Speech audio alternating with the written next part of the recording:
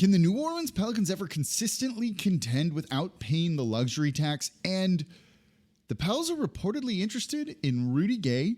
Is the front office trolling me? I actually think they might be. It's Monday's episode of Locked On Pelicans. Let's go.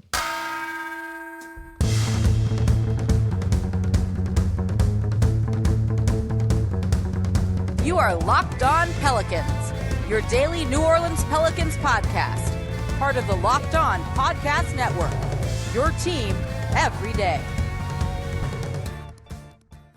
Welcome to another edition of Locked On Pelicans, the daily podcast covering your favorite team, the New Orleans Pelicans and NBA, part of the Locked On Podcast Network, your team every day, available wherever you get your podcasts and available on YouTube, where I'm coming to you possibly from the most unlit hotel room ever. I'm your host, Pelicans Insider, credential member of the media, Jake Madison, at NOLA Jake on Twitter. Here with y'all on this Monday. We got a week's worth of shows because Locked On Pelicans is Monday through Friday this week. And then we're going to drop down to 3 days a week going into the deep off season for the next month or so. I have some fun shows planned for all of that. So make sure you subscribe to Locked On Pelicans wherever you get your podcasts and on YouTube. And if you want to support the channel beyond that, become an everydayer and listen every day that we've got a show out there. Right now, it's Monday through Friday.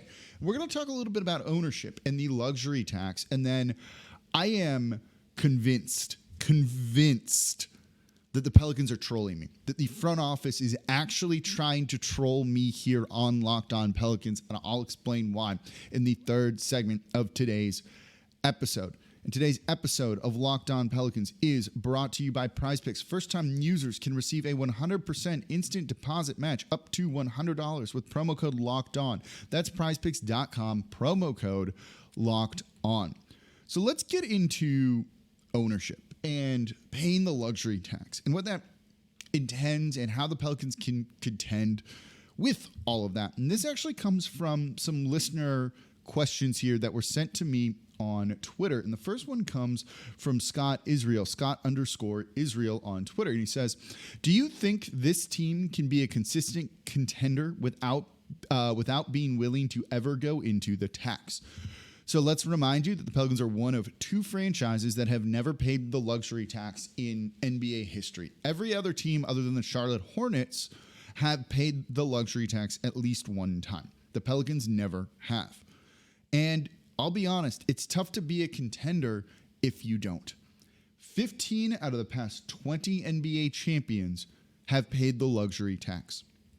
The teams that didn't are somewhat outliers. The 05-06 Miami Heat didn't pay the luxury tax because, well, they had Dwayne Wade on a rookie scale contract. So his salary was way lower than what he was giving that team.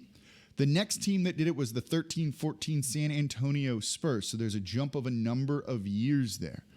After that, it was the 14-15 Golden State Warriors. Steph Curry was, I don't want to say underpaid at the time because he had been struggling with injuries and that forced his contract to be lower, but he wasn't paid what he was giving them that season. And then the next team to win a title without doing it was the Golden State Warriors, 16-17, partially because Steph Curry was on that same low-paying deal. And then the final one here is the 1920, the bubble Los Angeles Lakers, who basically maxed out their roster with that trade from Anthony Davis, but also sent out a number of things and kind of won that title behind Anthony Davis in the hot shooting in the bubble, LeBron James being LeBron James, and then a bunch of veterans who took dirt cheap minimum deals to sign with them. Dwight Howard was really good for them, right? These are all kind of outliers. You know, these are not teams that have built up, heavy, expensive rosters, and it's teams that are doing that did it. You can look at, even the past ones. The Denver Nuggets this past year had a tax bill we're estimating of a little over $17 million. The Golden State Warriors in 21-22, and I want to say this just because the number is like, wait, what?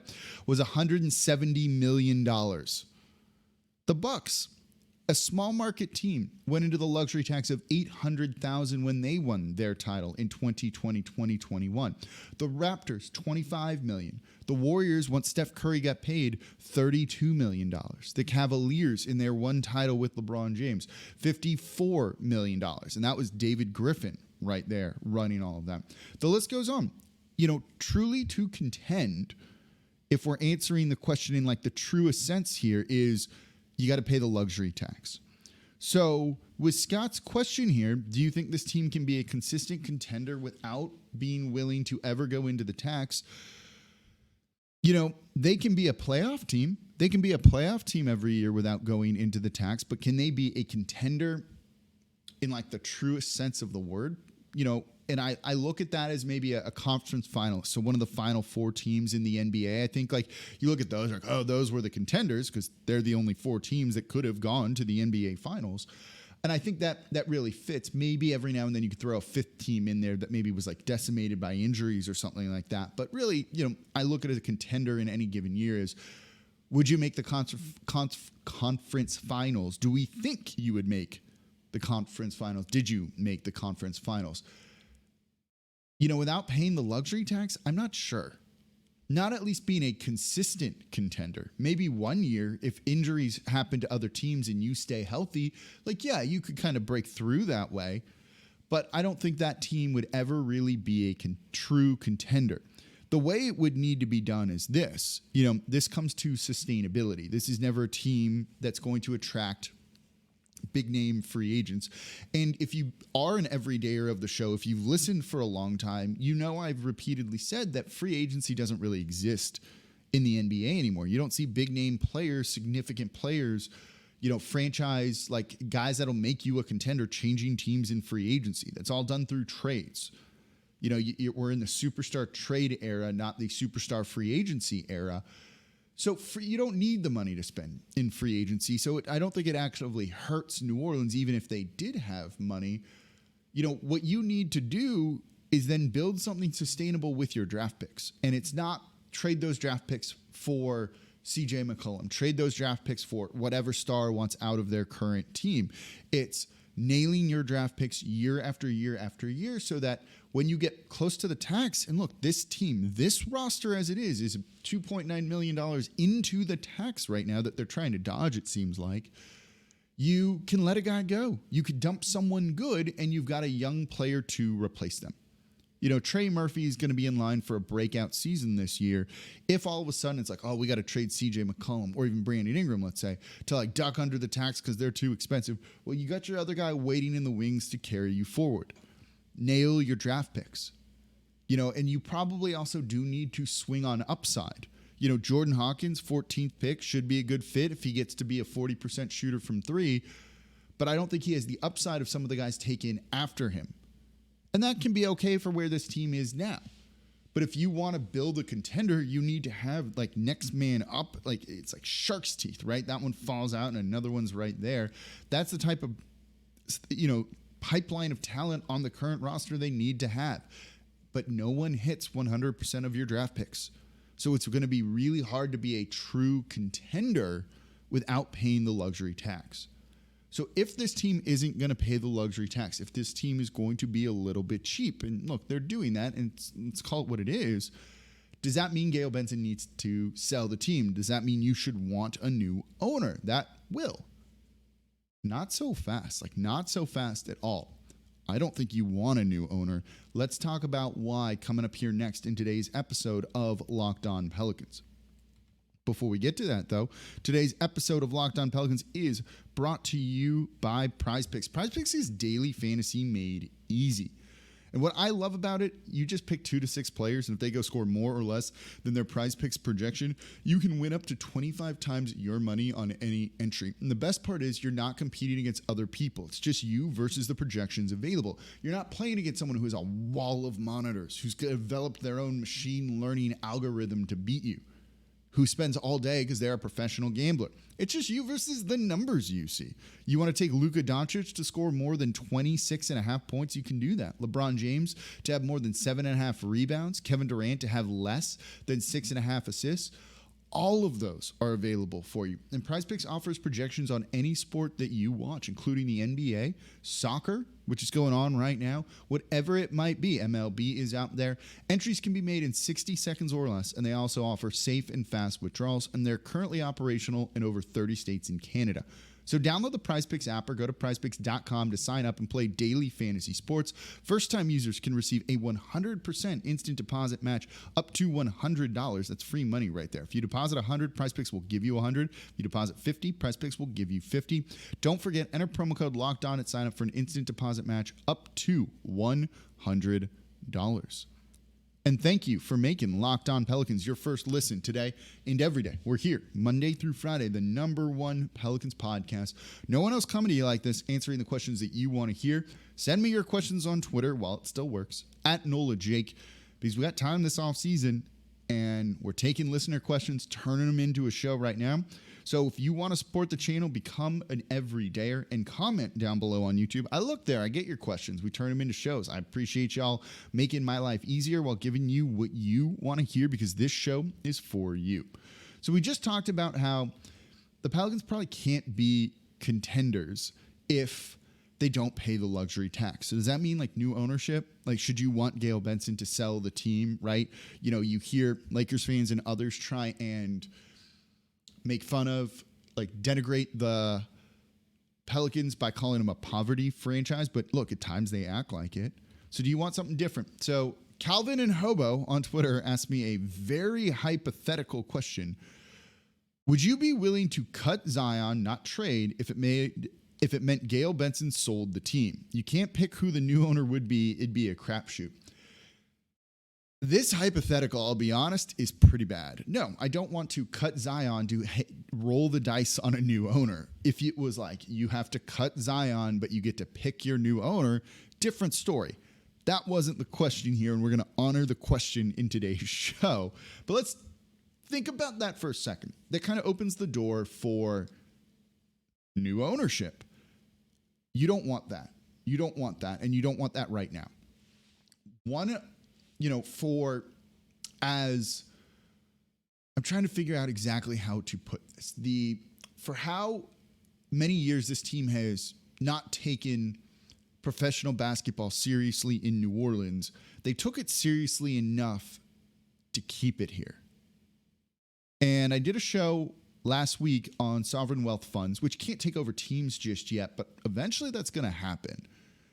And that worries me, because if they do gain full control over a team and their just money is no object to them, you know, would they move a team and break a lease and be like, whatever, sue us for $1 billion, we're just going to pay the $1 billion and we don't care because that's play money to us?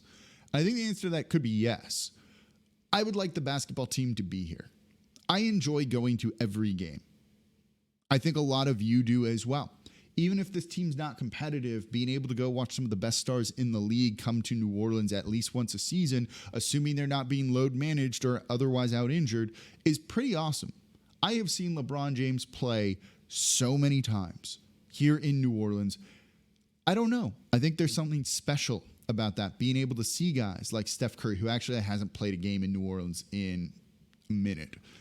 But having seen Kobe Bryant and others, you know, I do think that is a really special thing, even if the team isn't competitive. That might not be what people want, but there's something to that too, of just going and watching basketball, even if you know your team is going to lose, and so maybe you don't invest like a fan.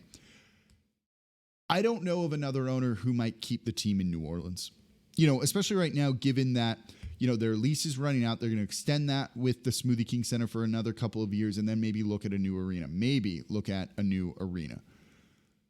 But if until they're locked in for the long-term future, should this team get sold somehow, some way, I don't know that the new owner would keep them here.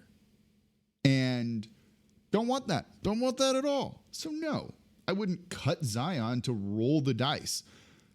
I'd rather keep Zion, keep dealing with this, and make sure the team is here in New Orleans. And, you know, for all the faults of ownership, you know, in previous front office regimes and all of that, they are the one thing I can say for certain. There's a couple of things I can say for certain. They are absolutely committed to keeping the team here. Gayle Benson ain't going to let this team leave New Orleans at all. The people she works with, guys like Dennis Lauscha and others, Greg Bensel, others, they're not going to let this team leave New Orleans. Not a chance. I love that. The reason that Tom Benson bought the team in the first place is because Gail Benson was like, buy the team. Let's keep him here. And so he stepped in when there's a story I can't tell on here, but there's a story that I know of Schwest trying to buy the team. And look, he kept trying to negotiate and get it cheaper and cheaper. And eventually they were going to start to look to sell it to, out-of-state folks. And they didn't want to have to do that, but there was no other buyer here in New Orleans that was going to keep the team here. It's not the most wealthy state, right? You just don't have billionaires all around. So Benson stepped in at Gail Benson's encouragement. That is a level of commitment that very few people have shown the city or would show the city.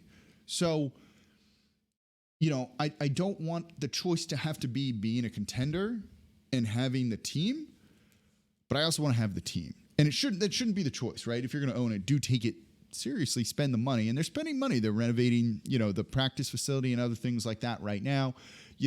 I think they could pay the luxury tax this year, depending on how it shakes out. I think that's all a good thing.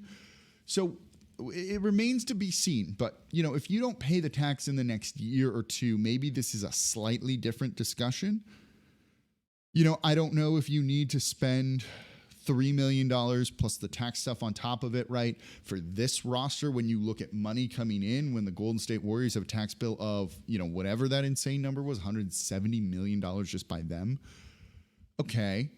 If you can get that and it helps you renovate the facility and other things, that's maybe worth it. But eventually you do have to pay it. And that time is almost here if it's not here already, just because of how expensive this roster is, and this team could be good. And you don't want to have to dismantle it before you at least give it a full chance to be good. You might need to, depending on injuries, but let's take that out of the equation for the moment.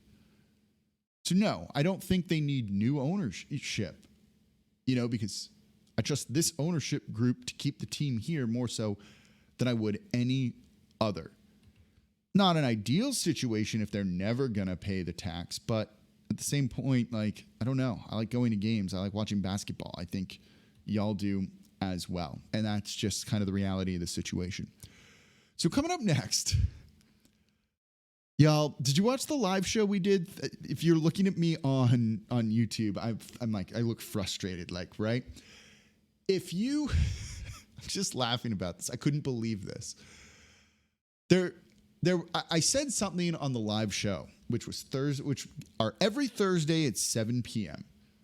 And then I see on Twitter someone asked me a question that I thought was them messing with me, like a troll job, and just good joke, man. And then it turns out it's tied to the Pelicans and their front office. And I'll explain why they have to be trolling me. That's coming up here next in today's episode of Locked On Pelicans. And thank you for making Locked On Pelicans your first listen today and every day. We're here Monday through Friday, the #1 Pelicans podcast that apparently the front office listens to and wants to mess with.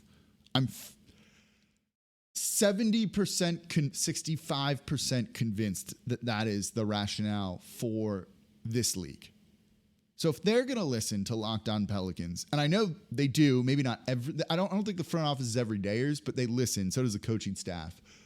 You may as well be an everydayer. So subscribe wherever you get your podcasts and on YouTube. If you want to support the channel as well, comment down below on YouTube and leave a 5-star review with a comment. And if you want to chat live, we do the live streams on YouTube and will be, even when the show is 3 days a week, every Thursday at 7 p.m. Central. Those are fun. I have a great time with y'all. We get hundreds of people tuning in all at once to talk Pelicans basketball. Way to show out as a fan base. And in this last live show, last week, I'm recording this Sunday night. I said, tell your friends about Locked On Pelicans. All of my friends obviously know I host this show.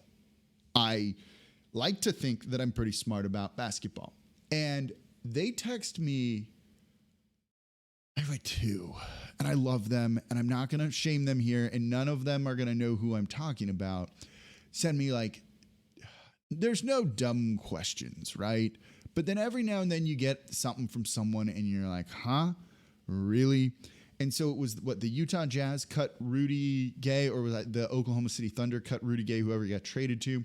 And it was immediately like, the Pels need to sign Rudy Gay, right? And it's like, no, they don't. And I said that on the show as like an example of your friends who say things like that to you.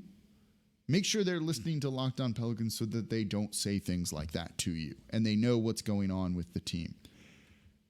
And then, of course, like the next day, like literally the next day, Michael Scotto of Hoops Hype reports that Rudy Gay is attracting interest from a number of teams in free. Veteran forward Rudy Gay is expected to draw interest from several playoff caliber teams, including the Golden State Warriors. Okay, that makes sense. The Los Angeles Lakers, sure. Dallas Mavericks, I buy that. Chicago Bulls, and the New Orleans Pelicans. League sources told Hoops Hype. They're messing with me, right? Like someone in the front office looked at the show on Thursday and was like, oh, here's what we're going to do. Let's leak that we're interested in Rudy Gay. That has to be it, right? Because when you think about this for a moment, for a team that is $3 million over the luxury tax, Rudy Gay on a vet minimum deal would be, I don't even know if I can find this right now, but not the cheapest veteran minimum deal. What does he add to the team that would make them interested? This is a guy who in 15 minutes per game last season, only 56 games for Utah, averaged 5.2 points per game and shot 25.4% from three. What's appealing there? The year before in Utah, 55 games, that's it. 8.1 points per game. He shot 34.5% from three on almost 4 attempts per game, which isn't insanely high volume. It's not terrible either. But 34.5% isn't good. Where does Rudy Gay have a spot on this roster? Where do the minutes come from for Rudy Gay? Why would the Pelicans want to pay more in the luxury tax for Rudy Gay at this point in his career? I struggle to understand that one. And that's why I think it's got to be them like messing with me. And I say that tongue in cheek. Seems like they might be though, right? Like, do you want Rudy Gay on the team? Let me know in the comments down below. But where does that really make any sense? You know, this team has one open roster spot right now. They're actively trying to dump and trade away a guy like Kyra Lewis Jr.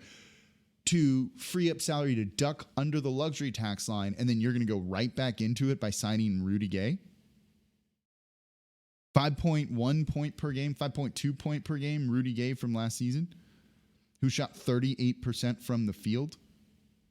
That's what you're going to do? There's no way. There is no way, unless this is also just his agent or someone out there trying to drum up more interest with him. Look, Golden State Warriors need a little bit of depth. They can't do anything else, and they have unlimited money. Makes tons of sense. The Lakers print money, can go into the luxury tax all they want. Sure. Dallas Mavericks, same thing. The Pelicans aren't in the same vein as those three franchises right now. Not even from maybe they're better than the Lakers side of things, or even the Dallas Mavericks, but I don't know. Someone tweeted at me, be like, what do you think of the Pelicans' reported interest in Rudy Gay? I thought it was just a great joke from someone who watched the live show and was like, oh, I'm going to ask him that dumb question that he said don't ask. Like, that was good. Like, that was actually like a well-played joke, I thought. And then I don't think it was a joke, and I think it was realistic. And I was like, are you kidding me? There's no reason to sign Rudy Gay. There's no reason to sign Rudy Gay and go deep. I want them to pay the tax. Don't pay the tax by signing Rudy Gay. Do it by signing somebody else. Don't do it by signing Rudy Gay. Please. Formerly great player. Don't go into the tax further and have to dismantle this team sooner, which they will have to do then, by signing Rudy Gay. Do you want them to sign Rudy Gay? Let me know in the comments down below on YouTube, because I think they're just messing with me. Not really, but kind of. Okay, how's this? Here's the question. Do you think they're messing with me? Do you think the Pelicans are trolling me? I think there's a chance. let me know in the comments down below on YouTube. So that's going to do it for this episode of Locked On Pelicans. I have a great question that I want to look at tomorrow about rim protection and pick and roll defense. This one's good. We're going to dive into some of the numbers. We're going to dive into defensive concepts in tomorrow's episode of Locked On Pelicans. Looking forward to it. This is going to be exciting. So we'll talk about that in tomorrow's episode. As always, I'm your host, Jake Madison, at NOLA Jake on Twitter, and I'll see you all next time.